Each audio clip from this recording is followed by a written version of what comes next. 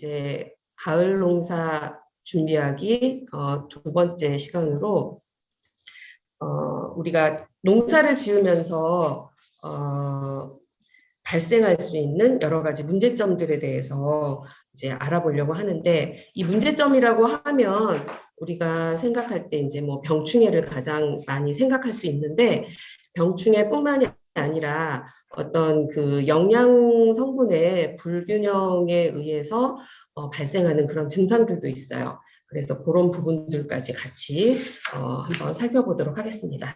자, 그러면 이제 본격적으로 강의를 시작하도록 하겠습니다. 자, 먼저 이 목차를 한번 살펴보면 제가 그 어제 비료에 대해서 말씀을 드리면서 그 작물 성장에 필요한 필수 원소들에 대해서 잠시 설명을 드렸었는데, 오늘 다시 한번 하나하나 짚으면서 좀 더 알아보도록 할 거고요. 이것을 공부하는 이유는 조금 전에 제가 설명드린 것처럼 그 작물이 어떤 생리 장애를 입는 경우가 많거든요. 그런데 그것을 잘 분별하지 못하면 이제 병인 줄 알고 또 어떤 다른 대처를 해야 되나 이렇게 고민하실 수가 있어요. 그래서 이 그 필수 원소들에 대해서 먼저 공부를 하고, 그다음에 그런 성분들이 영양소들이 적절히 공급되지 않았을 때 나타날 수 있는 현상들, 그것을 우리가 생리장애라고 얘기를 하는데, 이 생리장애에 대한 그 내용을 또 좀 살펴보려고 해요.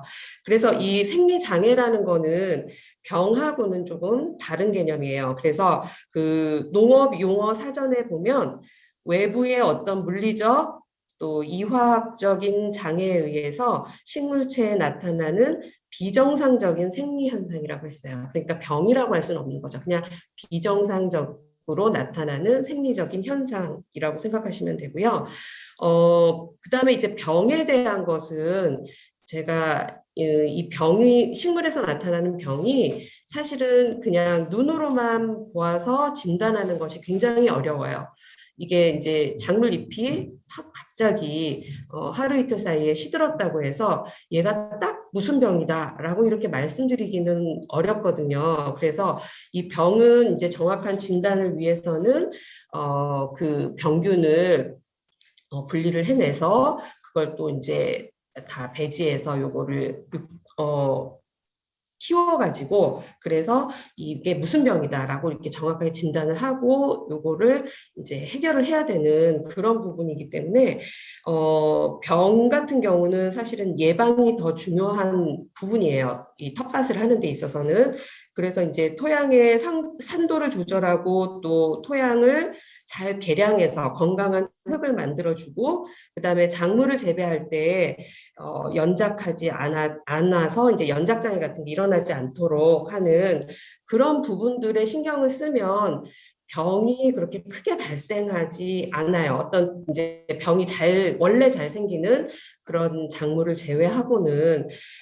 그래서 이런 부분에 조금 더 중점을 둬서 텃밭을 가꾼다면 이제 그 병해에 대한 부분을 조금 더 그 병의 발생 요인을 감소시킬 수가 있고, 그런데 이제 제가 한 가지 짚고 넘어갈 것은 이제 우리가 뿌리혹병이라고 알고 있는 무사마귀병이에요.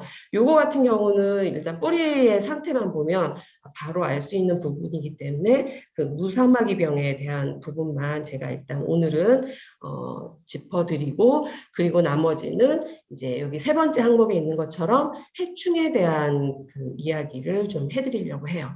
자, 그 다음에 이제 마지막으로는 그 국가 농작물 병해충 관리 시스템이라고 해서 어제 제가 농사로를 소개해 드린 것처럼 우리가 그 병해충에 관련된 모든 정보들이 들어있는 사이트가 있어요. 그래서 이 사이트를 활용하는 방법까지 해서 오늘 교육을 하려고 합니다. 자, 먼저 이 작물 성장에 필요한 그 필수 원소들인데 우리가 크게 이제 16가지, 16가지로 이렇게 구분을 하고 있어요. 그래서 여기 표를 보시면 왼쪽에 이 9가지 성분이 있고요. 다량 원소라고 되어 있는데 또 오른쪽에는 미량 원소라고 해서 7가지의 그 원소들이 적혀 있어요. 왼쪽에 있는 다량 원소를 보시면 탄소가 45%, 뭐 산소가 45%, 벌써 이 숫자 자체가 굉장히 크고, 그리고 이 단위도 퍼센트로 되어 있잖아요. 그런데 이제 미량 원소는 ppm. 그래서 숫자 자체는 크지만 요거는 ppm 단위이기 때문에 정말 굉장히 적은 양이라고 보시면 되겠어요. 그래서 미량 원소지만 작물이 성장하는 데 꼭 필요한 원소들이다. 그리고 이제 이 다량 원소 중에서 탄소하고 산소하고 수소 같은 경우는 여기 밑에 제가 적어 놓은 것처럼 이 탄소와 수소와 산소를 이용해서 탄수화물을 식물체가 스스로 만들어내거든요. 그래서 이 탄수화물을 가지고 이제 식물이 호흡하기도 하고 또 식물체 조직을 구성하고 생명을 유지하는 데 사용이 돼요. 그래서 굉장히 어찌 보면은 다량 원소 중에서도 이제 더 그 함량이 많은 걸로 봐서는 굉장히 중요한데 이 탄소와 수소와 산소 같은 경우는 이 대기 중에 있는 공기라든지 아니면 우리가 이렇게 물을 주면 그 물을 통해서 충분히 공급이 되기 때문에 특별히 비료로서 공급하지 않아요. 그래서 우리가 비료 성분에 포함시키지 않는 그러한 성분들이에요. 자, 그 다음에 이제 그 탄소, 산소, 수소를 제외한 나머지 원소들이 이제 정상적으로 식물이 자라고 또 꽃을 피우고 열매를 맺는데 사용되기 때문에 이것을 우리가 비료의 그 성분으로 규정을 하고 이 성분들을 가지고 이제 비료를 만들죠. 그런데 이 중에서도 가장 중요한 것이 바로 여기 4번째 항목에 있는 질소, 그 다음에 칼륨, 그리고 여기 아래에서 2번째 보면 인 있죠. 이 3가지가 이제 그래도 그 중에서도 가장 중요한 역할을 하기 때문에 우리가 비료의 3요소라고 이렇게 표현을 하기도 해요.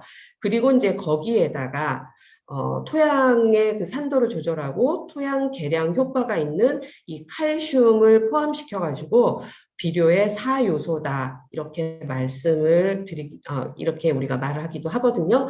그래서 제가 어제 이제 보여드렸던 그 슬라이드 중에서 여기 그 비료, 복합 비료 사진인데 여기에 보면 이 숫자가 적혀 있잖아요. 그래서 어제 제가 말씀드릴 때 첫 번째 있는 이 숫자는 질소의 함량이고 그 다음에 2번째는 인산, 그 다음 3번째는 칼륨의 함량이다 이렇게 말씀을 드렸어요. 그래서 이 복합 비료를 구입하실 때 이런 숫자가 있으면은 그 비료 안에 질소가 몇 프로가 들어있는지를 알려주는 거예요. 그래서 그 함량 비율인데 잠깐 복습을 하자면 웃걸음으로 줄 때는 이 인산은 0으로 되어 있는 인산이 들어있지 않는 비료를 쓰는 쓰는 것이 더 좋다라는 것을 어제 말씀을 드렸었습니다.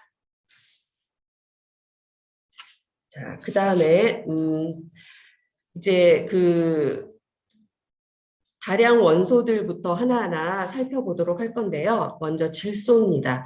질소는 그 모든 식물이 성장하는 데 필요한 단백질의 구성 성분이에요. 그래서 질소가 없으면 단백질이 형성이 되지 않기 때문에 꼭 필요하죠.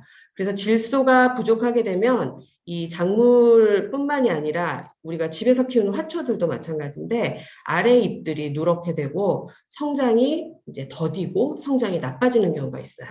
그래서 이제 우리가 이 잎이 누렇게 되는 것이 그리 이제 좋은 현상은 아니기 때문에 잎들이 누렇게 되면은 좀 주의 깊게 살펴보셔야 되는데 이 위쪽에 그 새로 난 잎들이 새 잎들이 이제 누렇게 된다면은 이것은 조금 더 문제가 되는 상황일 수 있는데 아랫잎들이 누렇게 된다는 것은 우선적으로 생각해 볼 수 있는 것은 노화된 잎이라서 그런 경우가 있어요. 그러니까 아래 잎들이 보통 이제 제일 먼저 난 잎이기 때문에 잎도 수명이 있어서 어느 일정 기간이 지나면 이제 잎이 이렇게 퇴화되면서 누렇게 갈변한다고 하죠. 그래서 낙엽화돼서 떨어지는 경우가 있는데 그런 것은 이제 자연적인 생리 현상이기 때문에 크게 신경 쓰지 않아도 되는데 만약에 성장이 더뎌지면서 아래 잎들도 누렇게 된다라고 그렇게 보여진다면 이것은 이제 질소나 아니면 영양소들이 이제 부족해서 성장이 좀 나빠지고 있다라고 판단을 하시고 이제 웃거름을 좀 추가를 해주시면 됩니다. 그래서 이제 질소를 공급할 때는 이제 뭐 무기질 비료로 주는 경우도 있고, 그 다음에 유기질 비료로 주는 경우가 있어요. 그래서 이제 그 무기질 비료로 주는 것이 이제 우리가 복합 비료로 주는 것인데, 복합 비료로 주면은 단기간에 이제 흡수가 잘 되기 때문에 단기간에 반짝하는 효과는 있지만, 물을 줄 때마다, 관수를 할 때마다 이게 쉽게 빠져나가는 그런 현상이 있어서 주기적으로 계속 줘야 되고 그래서 이제 우리가 무기질 비료나 아니면은 유기질 비료 같이 웃거름으로 주기도 하지만 이 퇴비를 통해서 질소를 먼저 토양에다가 공급해 놓는 것이 질소 부족 현상을 방지하는 데 도움이 됩니다. 그래서 질소 같은 경우는 굉장히 중요하기 때문에 밑거름으로도 주고 또 웃거름으로도 줘야 되는 그러한 성분 중에 하나입니다.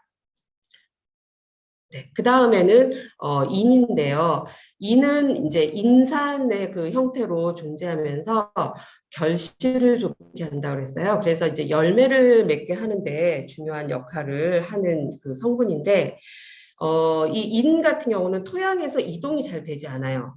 그래서 밑거름으로 흙하고 잘 섞어서 이제 뿌리 주변에 이 인이 존재하게끔 그렇게 주어야 되거든요. 그래서 어제도 제가 이제 말씀을 드렸고 조금 전에도 말씀을 드렸지만 이 인은 웃거름으로 주는 것보다는 밑거름으로 줘서 이제 흙 속에서 그게 이제 남아 있을 수 있도록 그렇게 해줘야 됩니다.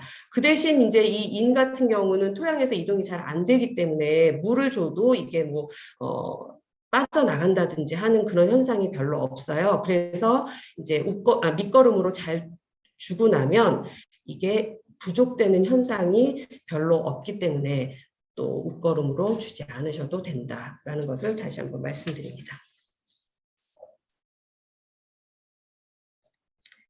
자, 다음은 칼륨인데요. 칼륨은 칼리라고도 말하고 또 가리라고도 이렇게 표현이 되기도 해요. 그래서 같은 원소라는 것을, 같은 성분이라는 것을 기억하시면 되겠고요. 그다음에 뿌리의 생육을 촉진하고 또 수분 흡수에 관여한다 이렇게 되어 있죠. 그래서 이 뿌리를 키우는 작물들 있죠. 감자는 사실 이제 줄기지만 우리가 땅 속에서 이제 뿌리처럼 자라기 때문에 이 감자나 고구마, 무 같은 우리가 뿌리를 활용하는 작물들에는 굉장히 중요한 그런 원소입니다. 그리고 이제 수용성이기 때문에 흡수가 잘 되기 때문에 이제 우리가 밑거름이나 웃거름 둘 다 두 가지 방법으로 다 이 칼륨을 공급해 주고 또 이제 물을 주면서 식물체가 쉽게 이렇게 흡수될 수 있습니다. 다음은 칼슘인데요. 칼슘은 우리가 석회로 이렇게 공급을 하게 되죠. 그래서 칼슘 비료를 이제 검색을 하면 대부분 석회가 나오게 되는데 어제도 말씀을 드렸지만 이 석회는 소석회나 뭐 생석회 또 고토석회 이렇게 여러 가지가 있어요.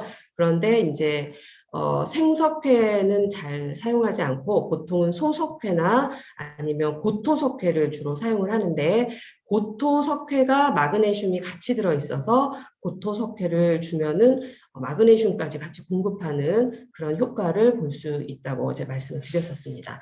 그래서 이제 제일 중요한 역할은 산성토양을 중화하는 그러한 역할을 하는데 물에 따라서 이제 토양에서 이동이 되고 또 식물체로 흡수가 되긴 하는데 식물체 안에서는 이제 식물체로 일단 흡수가 된 다음에 식물체 내에서는 이동이 좀 어려워요. 그래서 이 토양에 분명히 내가 석회를 주고 충분히 공급을 했음에도 불구하고 경우에 따라서는 식물체 내에서 이동이 어려워져서 식물체 내에서 하는 그런 작용들이 잘 이루어지지 않아서 칼슘 부족 현상이 나타나기도 해요. 그래서 이제 칼슘 부족 현상이 식물체에서 나타난다고 해서 내가 이 토양에 석회를 너무 적게 줬나? 이렇게 생각하지는 않으셔도 돼요. 이제 내가 석회를 줘야 되는 양을 충분히 줬다면 이것은 식물체 내에서 이동이 잘 안 돼서 그런 거기 때문에 웃거름이죠. 네. 연면시비 잎에다가 직접 뿌려주는 방식으로 해서 좀 더 공급을 해주시면 됩니다.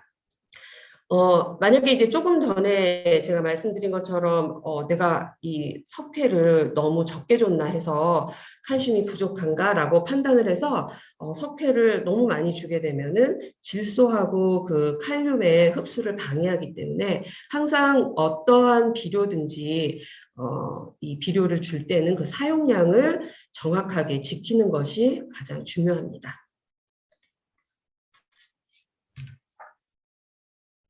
자, 그 다음에는 붕소인데요. 이제 붕소는 미량 원소죠.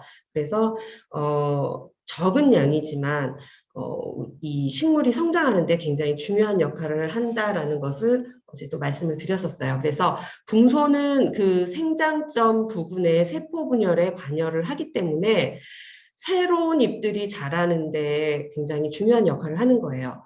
그리고 또 뿌리의 성장이나 활동을 정상적으로 이루어지게 하는 그러한 역할을 하기 때문에 이 붕소가 결핍되게 되면 일단 작물이 잘 안 자라죠. 생장점 부분에 세포 분열이 일어나지 않기 때문에 그래서 기본적으로 이 작물이 자라는 데 문제가 생기기 때문에 붕소가 결핍되지 않도록 해야 된다라는 거죠. 자, 그래서 이제 배추에서 잠시만요. 배추에서 이 생리 장애가 일어날 때 붕소결핍이 많이 일어나는데 그 증상을 보면은 가로 방향으로 균열이 생기고 또 잎줄기 안쪽에 속썩음 현상이 발생한다고 했어요. 그래서 먼저 사진을 잠깐 보면은 이렇게 배추 잎 안쪽에 이런 식으로 약간 썩는 것 같은 그런 현상이 일어나고 그리고 요 가운데 사진을 보시면 이 중간에 이렇게 갈라진 현상이 보이잖아요. 이게 인위적으로 우리가 힘을 가해서 갈라진 것이 아니라 별다른 그런 게 없었는데 이렇게 갈라지는 현상이 있다 하면은 이게 붕소결핍 증상이라고 보시면 되고 이제 좀 더 이게 심해지면 아까 설명드린 것처럼 이 새로운 잎이 잘 자라지 않기 때문에 생장점 부분에 그 성장이 더뎌지는 그러한 증상도 볼 수가 있습니다. 그리고 이제 오른쪽 사진은 고추인데요. 우리가 고추도 보면은 이런 가로로 이렇게 줄무늬 같은 게 생기는 현상을 그래도 비교적 쉽게 보실 수 있을 거예요. 그래서 이런 경우도 붕소가 결핍된 증상이거든요. 그래서 이렇게 작물이 한참 성장을 하다가 이런 현상이 나타나면 붕소를 분명히 내가 주기는 했지만 붕소의 결핍 현상이구나 해서 여러분들이 그 붕산을 구입해서 수용성인 붕산을 구입을 해서 희석을 해서 뿌려주시면 됩니다. 그래서 이 붕소결핍의 원인은 토양 중에 붕소 함량이 부족하거나 이거는 이제 내가 붕소를 적게 줬거나 안 줬거나 하는 경우겠죠. 그런 경우도 있지만 이제 가뭄이 심해지고 지금처럼 이제 비가 잘 안 오고 가뭄이 계속되거나 아니면은 토양에 관수가 제대로 되지 않아서 이제 토양이 막 극심하게 건조해졌다가 갑자기 물을 주거나 이런 식으로 관수가 제대로 이루어지지 않으면 또 붕소 결핍 현상이 나타날 수 있습니다.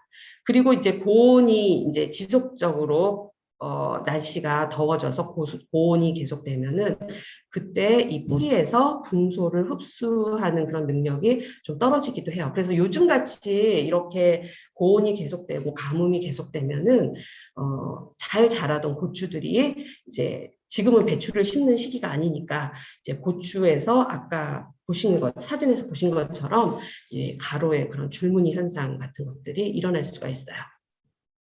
그런데 이제 저런 거 먹어도 되냐 이렇게 물어보시는 분들이 가끔 있거든요. 당연히 드셔도 됩니다.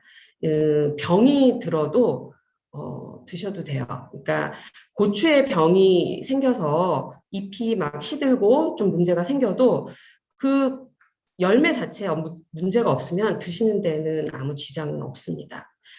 그래서 이제 분산을 연면 시비할 때는 0.3%의 용액을 이제 만들어 가지고 잎에다가 한 두세 번 정도 한 일주일 간격으로 주시면 됩니다.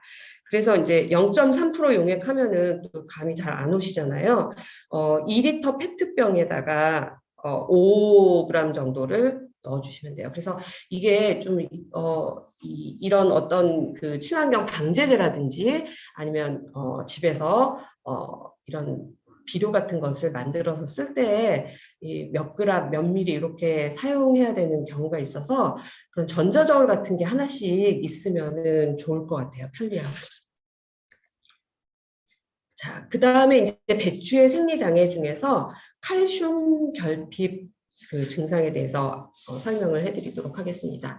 이 칼슘이 결핍되면은 생장점 이것도 붕소하고 비슷해요. 그래서 생장점의 그 생육이 불량해지고 그다음에 이 칼슘 결핍증의 가장 두드러진 증상이 바로 잎 가장자리 끝이 타들어가는 현상인데 사진을 보면서 설명을 드리면 여기 위에 사진 보면은 그 여기가 가운데 부분이잖아요, 배추에. 그 겉에 있는 잎들의 크기로 봤을 때는 얘가 좀 더 커야 돼요. 이 가장자리에 있는 먼저 난 잎들만큼 커야 되는데 그렇게 자라지 못하고 그러니까 성장이 이 생장점 부분의 성장이 이제 둔화된 거죠. 저조해지고 그리고 나서 여기 보시면은 이 가장자리가 다 이렇게 타들어가는 듯이 말라 있는 것을 보실 수가 있어요. 그 아래 부분에도 보면 마찬가지로 그 겉에 잎들은 잘 자랐는데 가운데는 제대로 자라지 않았죠. 이 텃밭에 이 배추가 심어져 있는 곳이 노지가 아니라 그 텃밭 상자였어요. 그런데 그 상자의 깊이가 한 25cm 정도 되는 낮은 상자였거든요. 그러니까 아무래도 그 같은 텃밭 상자라도 깊이가 다르다 보니까, 깊이가 얕다 보니까 흙이 부족하고 그 흙에 충분히 비료 성분을 주었어도 흙 자체의 양이 적기 때문에 자라면서 이런 현상이 발생했던 것 같아요. 왜냐하면 이제 다른 작물들은 잘 자랐었거든요. 그런데 배추에서 유난히 이렇게 칼슘 결핍 증상이 왔던 거를 보면 퇴비나 이런 거를 적정량을 줬겠지만 이 배추가 더 많이 이제 비료를 요구하다 보니까 이런 현상이 일어나지 않았나. 예, 그런 생각이 들고요. 그 다음에 이제 토마토에서도 이 칼슘 부족 현상이 많이 나타나는데 토마토는 배꼽 썩은 병이라고 이렇게 불러요. 근데 이제 병이라는 이름을 붙여놔서 이게 뭐 어디에 감염이 돼서 이런 현상이 일어났나 이렇게 생각하실 수도 있는데 사실은 병이라고 이름은 붙여놨지만 이거는 병이 아니라 생리장애다. 라고 알고 계시면 돼요. 그래서 이게 이제 방울토마토에서는 이런 현상이 잘 일어나지 않는데 일반 그 토마토에서는 요 부분까지 이제 칼슘이 제대로 공급이 안 된 거죠. 그래서 이제 꽃이 떨어지고 나서 그 부분이 이렇게 좀 썩어 들어가는 그런 현상들이 있어요. 그래서 방울토마토 말고 이런 큰 토마토를 키우시는 분들은 열매가 이제 맺고 나서 자라면서 이 부분을 좀 수시로 살펴봐서 이 부분에 이제 조금씩이라도 검게 변하면서 이런 증상이 발생한다 그러면은 이 칼슘을 또 연면 시비해주는 그런 방법을 사용하시면 됩니다. 자, 그래서 그 원인을 좀 더 살펴보면 칼슘은 이제 물에 잘 녹지 않는 그런 성질이 있어요. 그래서 식물체 내에서 이동이 어렵다. 아까도 말씀을 드렸었고요. 그리고 이것도 붕소와 마찬가지로 토양이 건조했다가 갑자기 물을 준다든지 이렇게 관수가 적절하게 일어나지 않을 때 또 가뭄이 들면 발생할 수 있는 현상입니다. 그래서 어떤 분들은 그 붕소결핍 증상이 일어났을 때 칼슘을 같이 공급을 해줘라 이렇게 말씀하시는 분들도 계시더라고요.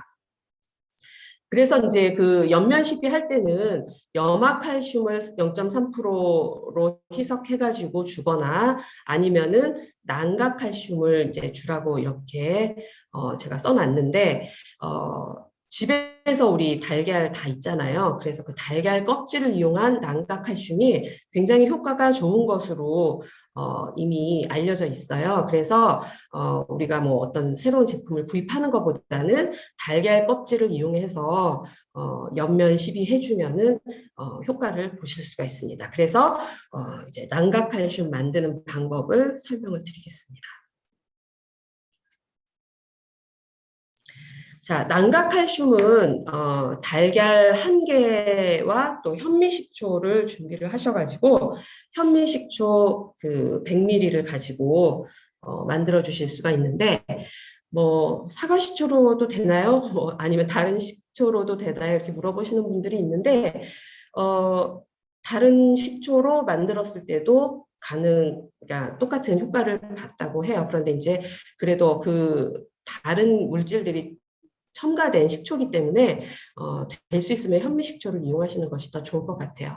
그래서 달걀 1개, 현미식초 100ml, 그다음에 이제 유리병 아니면 없으면 뭐 페트병도 좋지만 이 달걀을 그 가루를 이렇게 넣어줘야 되고 그리고 또 공기가 이렇게 빠져나가야 되기 때문에 입구가 넓은 병이 좋습니다.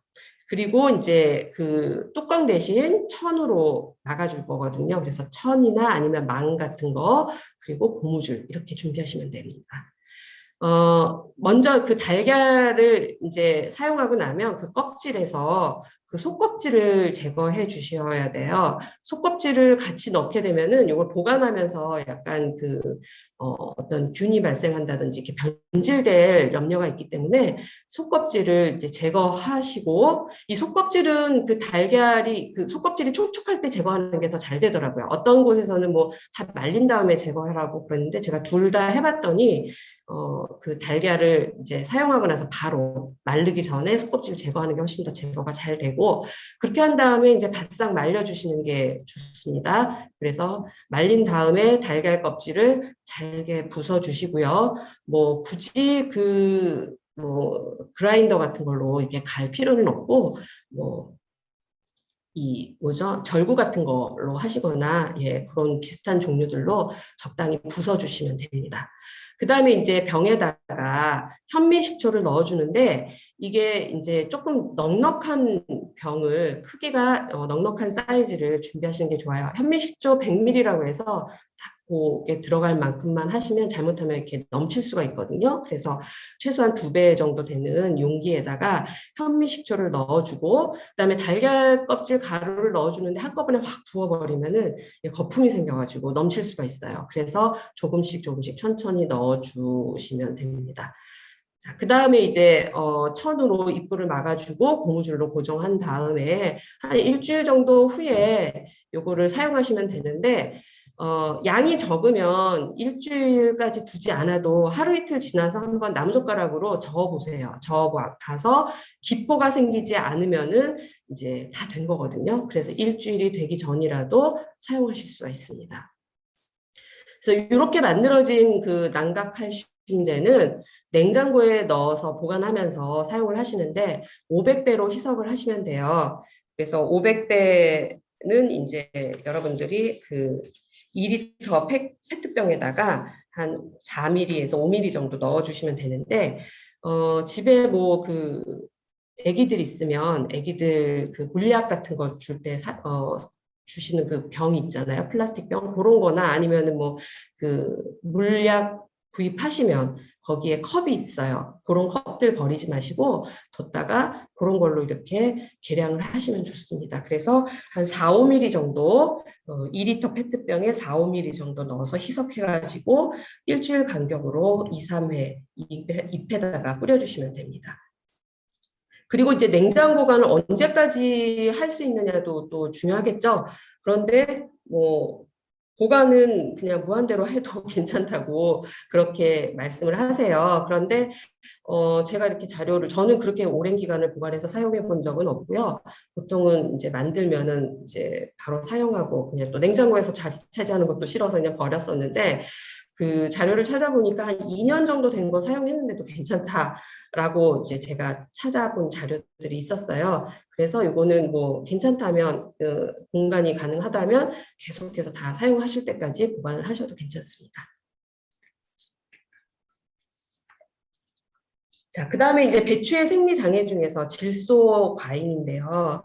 이제 질소가 우리가 꼭 필요하기는 한데, 그런데 이제 이 질소를 잘 줘야지 잘 크게 자란다고 해서 너무 지나치게 많이 주는 경우가 있어요. 그랬을 때 이제 생기는 증상이 뭐냐면, 세포벽이 얇아져요. 세포벽이 얇아져서, 그러니까 다시 말해서 잎이 이제 연해지니까, 세포벽은 어떤 역할을 하냐면, 그 작물의 그 병해충을 좀 막아주는 역할을 하거든요. 그래서 이 작물이 세포벽이 건강하게 작물이 건강하다는 거는 이 세포벽이 건강해서 해충이 뭐 이렇게 좀 찔러도 크게 이렇게 거기에 영향을 받지 않는 그런 상태로 우리가 건강하다고 말을 하거든요. 그래서 이 세포벽이 얇아져서 잎이 연해지면 작물에 생기는 그 병해충의 피해를 더 크게 보고 그리고 어떤 서리가 내렸을 때도 이 보호하는 기능이 좀 떨어지기 때문에 피해가 생기고 또 건조에도 그렇고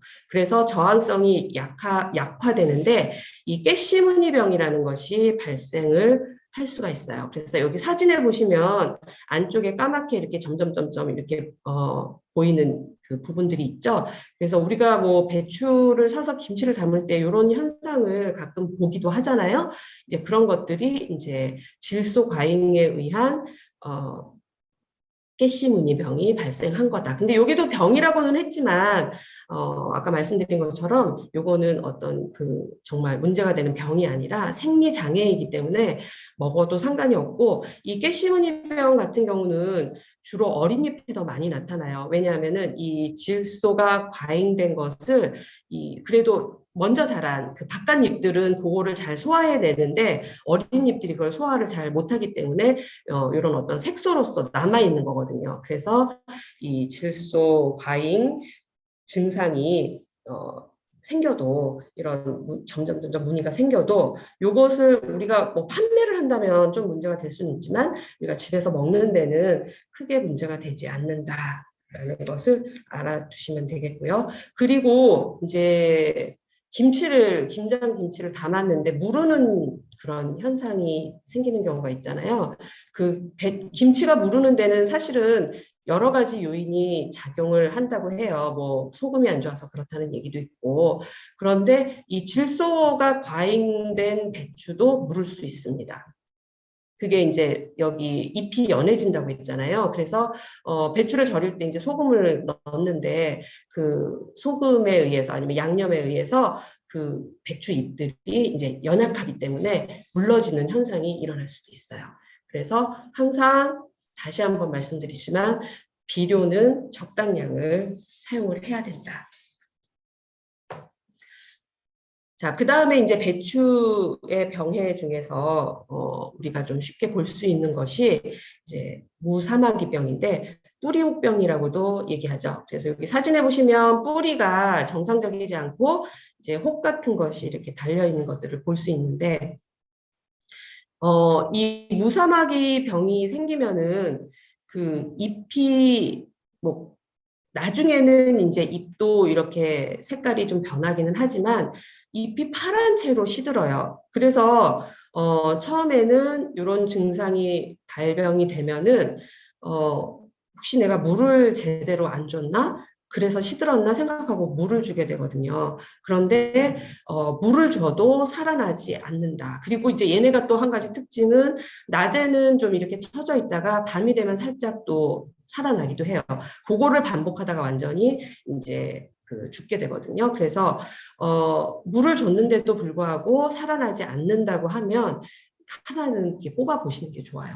그래서 뽑아 봤을 때 이런 뿌리에 혹이 생겼다면 빨리 그 부분에 옆에 부분들 다 뽑아내셔야 돼요. 요거는 이미 발병을 하고 난 다음에는 사실은 좀 어렵고 토양을 완전히 소독하지 않으면은 어렵다고 하거든요. 그래서 이런 현상이 발생이 되면 특히 이제 공동 텃밭에서 이제 문제가 될 수가 있는데, 공동 텃밭에서 어떤 한 밭에서 이런 게 발생을 하면 다른 데로도 옮겨갈 수가 있어요. 그래서 그 밭을 사용하시는, 처음에 발병한 그 밭을 경작하시는 분들은 그 본인이 사용하시는 농기구라든지 본인의 신발이라든지 이런 거를 그 소독약을 뿌려가지고 소독을 해주시고, 그리고 이제 그 다른 밭에 계시는 분들도 그런 것들을 주의하셔가지고 항상 소독을 좀 신경 써서 하시는 게 좋아요.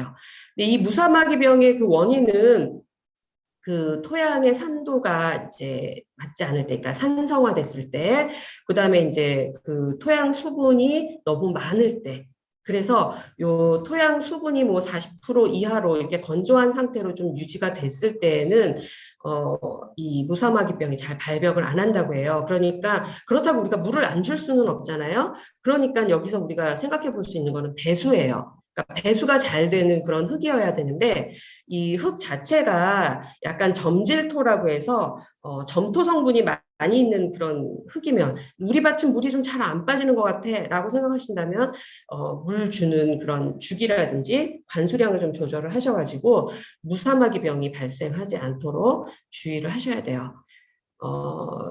그래서 이제 그 대책을 우리가 어떻게 세워야 되느냐인데, 일단은 토양 산도가 낮을 때 생기기 때문에 산도를 7.2 이상으로 높인다고 했죠. 그래서 이 토양 산도를 높여주는데, 이제 당연히 석회를 써야 되겠지만, 또 석회도 너무 많이 쓰면 아까도 설명을 드렸지만 뭐 질소라든지 칼륨의 그 흡수를 방해한다고 했기 때문에 석회는 적정량을 쓰시면서 유기물을 많이 사용을 해주셔야 돼요. 그래서 유기물은 이제 퇴비에 많이 들어있잖아요. 그래서 좋은 퇴비를 구입해서 주시면서 뭐 볏짚이라든지 아니면 쌀겨 같은 걸로 그 농사와 농사 그 중간, 이제 배추 같은 경우는 이제 지금 여름철이 되겠죠. 볏짚이라든지 그런 것들을 위에 좀 얹어 주셔서, 아니면은 그 봄작물을 재배하실 때 멀칭으로 볏짚을 이용을 해가지고 멀칭을 하시면 그 기간 내내 계속해서 그게 삭으면서 유기물로 공급이 되거든요. 그래서 그런 방법도 사용하시면 좋습니다. 그리고 이제 또 하나의 방법은 그 무사마귀병이 워낙에 잘 발생하는 병 중에 하나이기 때문에 저항성 품종이 개발이 됐어요. 그래서 이 무사마귀병 저항성 품종의 모종을 구입하셔가지고 그걸로 재배를 하시면은 조금 더 도움이 되고, 그 다음에 이제 윤작을 하는 거는 사실은 기본이죠. 이제 요거는 어제도 말씀을 드렸던 건데, 그런데 이 무사마귀병을 뿌리채 뽑으려면은 이 배추나 무 같은 이 십자가 이 작물을 한 3년 정도는 키우지 말라고 이렇게 말씀하시는 분들도 계세요. 그런데 이제 그게 사실은 뭐 쉽지 않죠. 그래서 윤작을 하면서 토양을 좀 이렇게 개량해 나가는 방법으로 여러분들이 활용을 해보시면 좋을 것 같아요. 자, 그 다음에 이제 무의 생리장애로 열근 현상이 있습니다. 이 열근 현상은 이 사진에서 보는 것처럼 무 표면이 갈라지는 현상인데, 그 원인은 그 토양 안에 건조와 다습이 반복된다. 요것도 이제 조금 그 관수와도 관련이 되고 또 가뭄과도 관련이 된 내용이에요. 그래서 이 물을 잘 주지 않아서 건조했다가 갑자기 물을 주거나 아니면은 갑자기 폭우가 내렸다든지 이런 경우에 이 열근 현상이 일어날 수 있어요. 그런데 이것도 근본적인 원인으로 봤을 때 질소 비료가 많으면은 그 세포 호벽이 약해진다고 했잖아요. 그래서 더 잘 갈라지거든요. 그래서 우리가 이제 이 비료를 적정량을 주고 관수를 제대로 적당하게 해주시면은 이 열근 현상을 예방할 수가 있는데, 이 열근 현상이 일어났는데 이거를 이제 내가 모르고, 아래쪽에 열근 현상이 일어났는데 이걸 모르고 계속해서 물을 주거나 아니면은 이제 갑자기 이제 비가 많이 와가지고 토양 내에 수분 함량이 높아지면 이 열근 현상된 부분에 또 썩을 수도 있어요. 그래서 그 썩으면 또 그 주변에 무들까지도 피해를 보니까 좀 살펴보시는 것이, 그러니까 비가 한번 많이 왔다든지 이랬을 때는 한 번씩 살펴보시는 게 좋아요. 그러니까 저 같은 경우도 텃밭에서 물을 키울 때 이제 키워놓고 이제 김장에 쓸 무는 이제 당연히 어느 정도 사이즈를 키워주지만 우리가 보통 물을 키우면서 중간중간 뽑아서 반찬으로 드시기도 하잖아요. 그래서 그럴 때 좀 잘 살펴보시면은 이 열근 현상이 일어났는지 또 확인을 해보실 수가 있습니다. 그래서 대책은 이제 비료 양을 조절하고 적정량을 관수를 한다. 자, 그 다음에 이제 지금부터는 그 주요 해충에 대해서 말씀을 드리도록 하겠습니다. 이 가을 작물의 주요 해충은 이것도 역시 이제 배추나 무에 발생하는 십자가에 발생하는 해충들이거든요. 그래서 이제 가장 많은 피해를 주는 것이 바로 나비와 나박류의 유충이에요. 이 나비가 피해를 주는 건 아니고 그 나비의 유충. 그래서 우리가 봄부터 텃밭에 나가면 가장 우리가 쉽게 볼 수 있는 게 배추 흰나비잖아요. 하얀 나비가 팔랑팔랑 정말 예쁘게 날아다니는데 걔가 이제 해충입니다.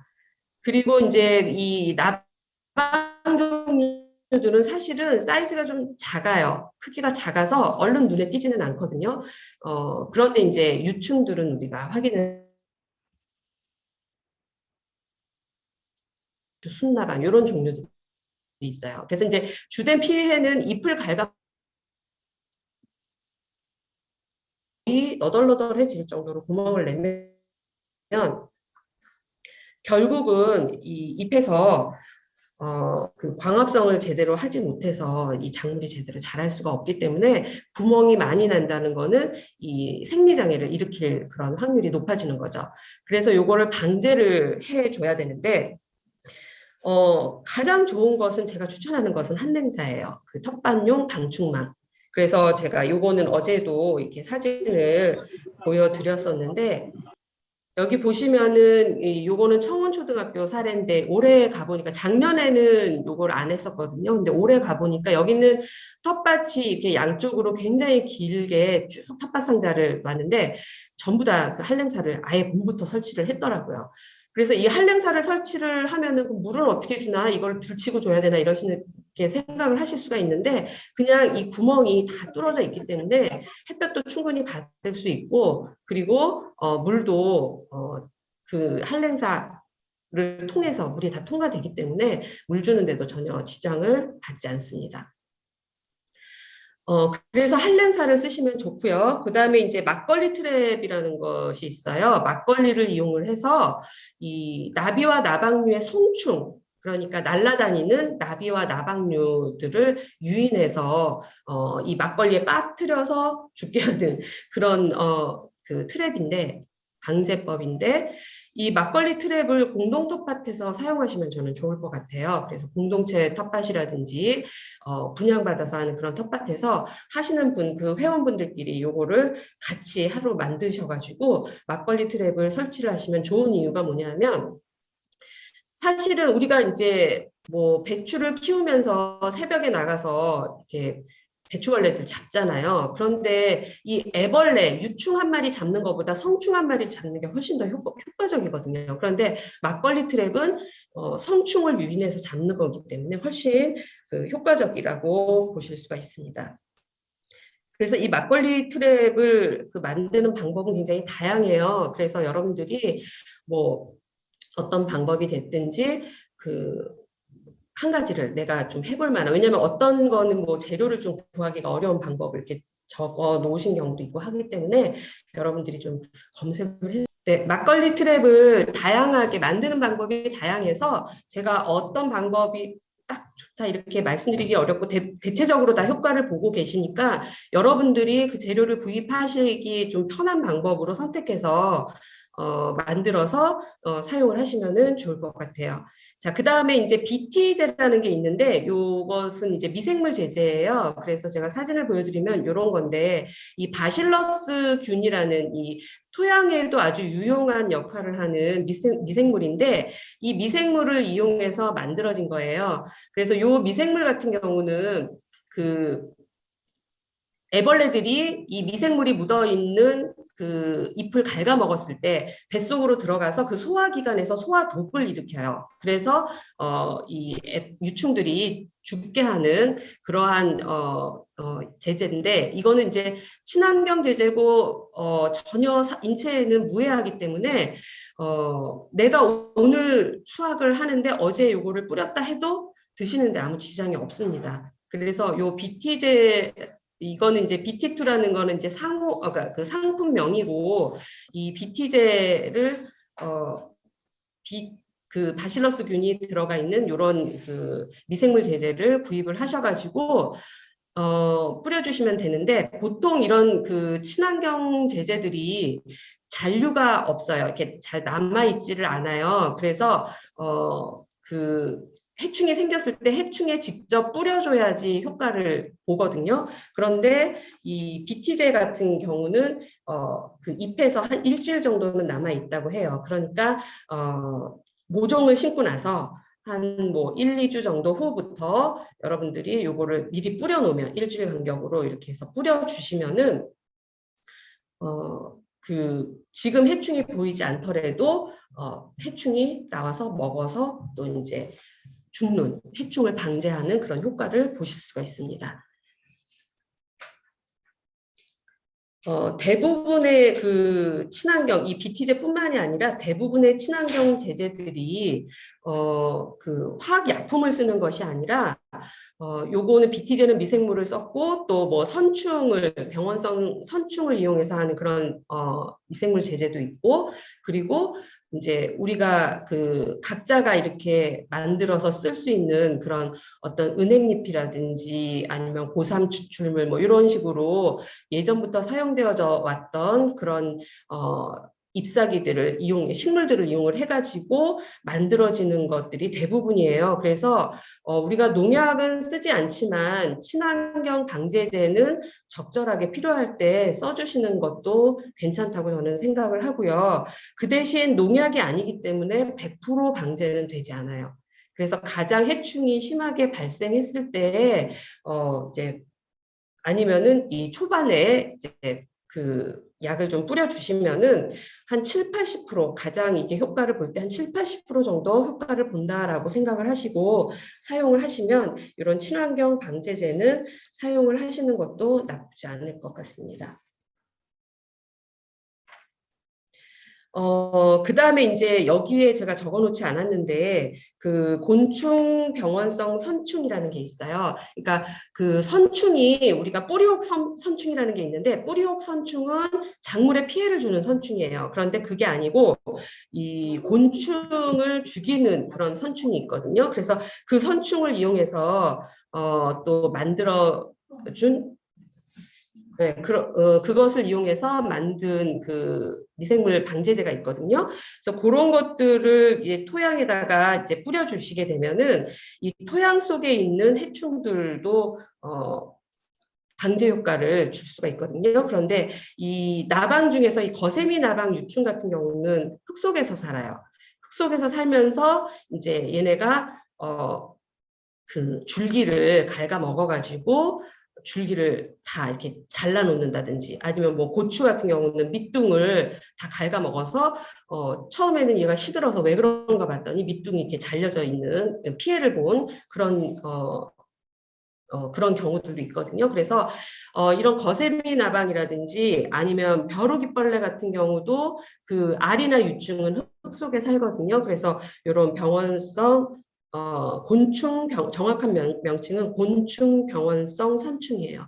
그래서 이런 미생물 제제를 사용을 해서 흙에다가 뿌려주시면 이런 거세미 나방이라든지 다른 그런 해충들, 흙 속에 사는 해충들을 방지하는 데 효과를 보실 수가 있어요. 그런데 이제 문제는 뭐냐면 이 곤충 병원성 선충이 해충만 선택적으로 죽이는 것이 아니라 유용한 그 곤충의 유충도 때로는 흙 속에 살거든요. 근데 그런 유용한 곤충까지도 죽일 수 있기 때문에 그런 부분들을 한번 생각을 해보시고 이 피해 정도에 따라서 사용을 하시면 될 것 같습니다. 자, 그 다음에 지금 잠깐 질문이 들어와서 이 해충을 얘기를 하고 있지만 잠깐 그 질문에 대해서 말씀을 드릴게요. 뿌리옥병 발생이 되었을 때 흙이나 신발, 농기구들을 어떻게 소독을 하냐 이렇게 이렇게 질문을 하셨는데 우리가 약국에서 파는 그 에틸 알코올 있잖아요. 소독약. 그거를 그 분무기에다가 넣어서 뿌려주시면 돼요. 그 농기구도 마찬가지고요. 자, 그 다음에 이제 벼룩이벌레입니다. 벼룩이벌레 같은 경우는 굉장히 작아요. 한 2mm, 1, 2mm 정도 되는데 자세히 보면은 보입니다. 여기 사진에 보시는 것처럼 얘가 검정색 몸에 이렇게 노란색 무늬가 있기 때문에 자세히 보면은 보이시고요. 이 벼룩이벌레는 그 피해가 곰보 자국 같은 흔적을 내요. 그래서 구멍이 막 뻥뻥 뚫리는 것이 아니라 피해가 약할 때는 곰보 자국 같은데 그 뒤에는 뭐죠? 표피, 작물의 그 표피는 살짝 보이거든요. 그러다가 이게 시간이 지나고 이 작물이 자라면서 구멍이 나게 돼요. 그래서 이 곰보 자국 같은 작은 흔적이 많이 보이면 이 사진에서 이렇게 보이죠. 요 사진 같은 이런 흔적들이 보이면은 그 잎 주변을 이렇게 들춰보세요. 그러면은 얘네들이 보일 겁니다. 그런데 얘네가 톡톡 튀는 성질이 있기 때문에 잡기가 어려워요. 그래서 어떤 분들은 톡톡이다 이렇게 말씀하시는 분들도 계시는데 톡톡이라는 그 곤충은 따로 있습니다. 그래서 얘네는 톡톡이가 아니라 잎벌레 중에서도 벼룩잎벌레고요. 그리고 배추 잎이나 또 무잎 그리고 십자가에 많은 그런 작물들 그리고 많은 식물들을 피해를 주고 있어요.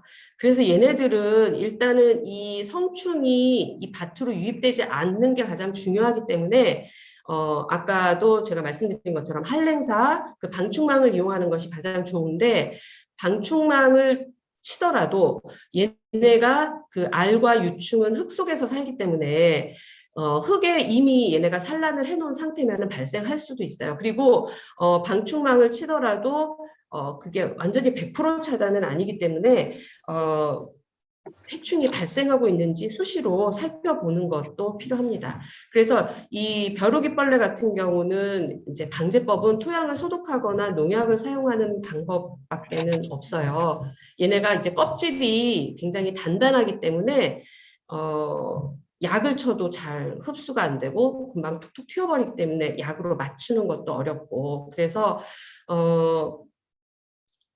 그래도 약을 쓰지 않을 거면은 이 벼룩이벌레가 많이 발생했었던 그런 토양이다 하면 제가 권해드리는 것은 그 배추를 심기 전에 그 토양 병원 아니 곤충 병원성 선충 조금 전에 설명드린 거 있죠. 그걸로 한번 이렇게 뿌려주시고 그 다음에 한랭사를 설치하는 것이 가장 좋습니다. 자, 그 다음에는 비단 노린재인데요. 아마 여기 성충 보시면 나 이런 거 텃밭에서 본 적 있어 라고 말씀하시는 분들도 계실 것 같아요. 많이 보입니다. 그런데 이제 이게 해충인지 몰라서 안 잡으셨을 것 같아요. 얘네들은 그 피해 흔적을 보시면 잎이 이렇게 하얗게 변해요. 얘네들이 이렇게 흡즙한 그 부분. 그러니까 이 노린재는 이렇게 침같이 생긴 잎으로 그 이파리에다가 찔러가지고 즙을 빨아먹거든요. 그러니까 구멍이 생긴다기보다는 그 부분의 색깔이 변하는데 이렇게 흰색으로 변해요. 그래서 이렇게 흰색으로 변한 잎들이 있으면은 여러분들이 그 주변을 살펴서 성충은 눈에 크게 띄어요. 성충 같은 경우는 한 사이즈가 1cm 정도 되기 때문에, 그리고 색깔이 얘도 굉장히 예쁘거든요. 그래서 눈에 잘 띄는데, 이 성충뿐만이 아니라 약충, 이 노린재 같은 경우는 유충, 그러니까 애벌레가 아니라 이 약충이 있어요. 근데 이 약충도 같이 가해를 하기 때문에 약충과 성충을 둘 다 잡아줘야 됩니다. 약충은 성충보다는 조금 더 작아요. 벼룩이벌레보다는 크고, 그래서 벼룩이벌레와 성충의 중간 한 5mm 정도라고 보시면 되거든요. 그런데 이게 잘 눈이 이게 노안이 오시거나 저도 그런데 그래서 돋보기를 갖고 다니거든요. 저는 돋보기로 이렇게 뭐 벌레가 보이면은 좀 크게 확대해서 보기도 하는데 이렇게 자세히 살펴보셔야 돼요. 이게 잘못하면은 뭐 어떤 분들은 이거 비단놀이인제 약충이에요. 제가 말씀드리면 그거 무당벌레 아니에요. 이렇게 말씀하신 분도 계셨어요. 그래서 좀 잘 구분해서 얘네들은 농약을 치거나 근데 농약을 칠 수 없으니까 우리는 보이는 대로 잡아주는 거. 다행히 눈에 잘 띈다는 거. 그리고 아까 그 벼룩이벌레처럼 이렇게 톡톡 튀어서 도망다니지 않기 때문에 충분히 잡아줄 수 있다는 것을 염두에 두시고 얘네들을 방제를 해주시면 되겠습니다. 자, 그 다음에 이제 마지막이 되겠는데요. 달팽이에요. 이 달팽이 같은 경우는 야행성이기 때문에 낮에는 잘 보이지 않아요. 네. 낮에는 잘 보이지 않는데 얘네는 그 나비나 나방의 유충들이 갉아먹는 것보다 훨씬 더 큰 구멍을 내거든요. 그래서 큰 구멍을 내면서 또 하나는 이제 잎이나 토양에 점맥질의 그런 물질이 묻어 있는 경우가 있어요. 특히 이제 이 잎에서는 잘 안 보일 수도 있는데 토양에서는 그런 점맥질을 그래서 이 달팽이가 그 토양에 점액질 물질에 그런 물질을 묻혀놓기 때문에 잎에 큰 구멍이 있고 또 그리고 흙이나 토양이나 잎에 점액질의 물질이 묻어 있으면 달팽이가 있구나 하고 이제 잡아주시면 되는데 야행성이라서 낮에는 잡기가 어렵고 맥주 트랩을 이용해서 유인을 하시면 됩니다. 그래서 이제 맥주를 종이컵 한 컵 정도의 양에다가 커피를 내리고 난 커피박이 있죠. 커피 찌꺼기라고도 하는데 그 커피박 한 스푼인데 요 작은 S가 빠졌네요. 그 밥 숟가락으로 한 숟가락 정도 넣으시면 돼요. 그 다음에 담배를 넣어주는 경우도 있는데 담배를 넣을 경우에 반개비 정도를 거기다가 그 종이를 벗기고 섞어주시면 되는데 이렇게 해가지고 그 달팽이가 발생한 텃밭에다가 놓아주는데 이 뭐 좀 달팽이가 많다라고 하면은 그냥 젖지 않는 용기에다가 이렇게 섞어서 그거를 놔주시면 되는데 여러분들이 조금 더 효과적으로 하실 때에는 페트병에다가 달팽이가 드나들 수 있는 창을 만들어 가지고 땅에다가 흙에다가 살짝 묻어주면은 달팽이가 더 쉽게 들어갑니다. 그래서 그 방법이 제가 지난주에 종로TV 유튜브에다가 소개를 했어요. 그래서 어제부터 그 유튜브에서 이 맥주 트랩 만드는 방법이랑 이제 다른 몇 가지 그 친환경 방제제 만드는 방법이 소개가 되고 있으니까 종로TV를 보시면은 좋을 것 같고요. 아니면 그 도시농부 포털 사이트에도 그 소개가 되고 있으니까 도시농부 포털 사이트를 타고 들어가셔도 자, 그 다음에 이제 마지막으로 국가병해충 관리 시스템을 활용하는 건데요. 이 국가병해충 관리 시스템이라고 우리가 검색창에다가 검색을 해보시면 이렇게 홈 화면이 이런 식으로 뜨거든요. 그래서 여기에는 이제 작물과 관련된 모든 병해충 정보가 나와 있어요. 그래서 여러분들이 이제 검색을 하실 때 여기 상단 오른쪽 상단에 보시면 병해충 정보를 클릭하시면 그러면은 이제 이 병해충이 작물별로 또 이렇게 나와 있어요. 뭐 채소냐, 과수냐, 뭐 이런 식으로. 그래서 여러분들은 주로 채소를 가꾸니까 이제 여기서 채소를 클릭을 하시면 쭉 그 채소 종류별로 또 사진이 뜨거든요. 그 중에서 내가 고추를 한번 고추와 관련된 병해충을 찾아보겠다. 그럼 고추를 클릭하시면 돼요. 그러면은 이제 관련된 여러 가지 증상들, 무슨 병 하고 이제 아래로 더 내리면은 해충들까지 나와요. 그래서 여러분들 작물에 발생한 증상하고 비슷한 걸 찾아서 그거를 한번 들어가서 내용을 살펴보시고 이것이 내 그 작물에 해당하는 병인지 한번 확인을 해보시면 되고요. 그 다음에 이제 병해충을 상담하는 그런 파트도 있어요. 그래서 그 위에 상담 메뉴 중에서 보시면 병해충 상담이라는 그 메뉴가 있는데 그거를 클릭을 하시면 기존에 많은 분들이 여기 상담을 하셨던 상담을 요청하는 그런 글들이 있고 그리고 그 상담에 대해서 전문가가 답변을 해놓은 부분들이 있어요. 그래서 여러분들이 진단을 그냥 바로 의뢰하시지 마시고 내가 고추가 시들었다 그러면 고추 이렇게 검색을 하세요. 그러면은 요즘 아무래도 날씨가 무덥다 보니까 저도 어제 이제 다시 한번 어떤 것들이 올라왔나 들어가 보니까 작물 중에서 이 채소 중에서는 고추에 대한 것들이 가장 많아요. 그래서 이제 그런 그 이미 상담했던 내용들을 보시면 사진까지 다 자료가 올라와 있기 때문에 내가 가지고 있는 그런 증상하고 비교해 봤을 때 어떤 이제 비슷한 것들이 있는지 한번 확인을 해 보시고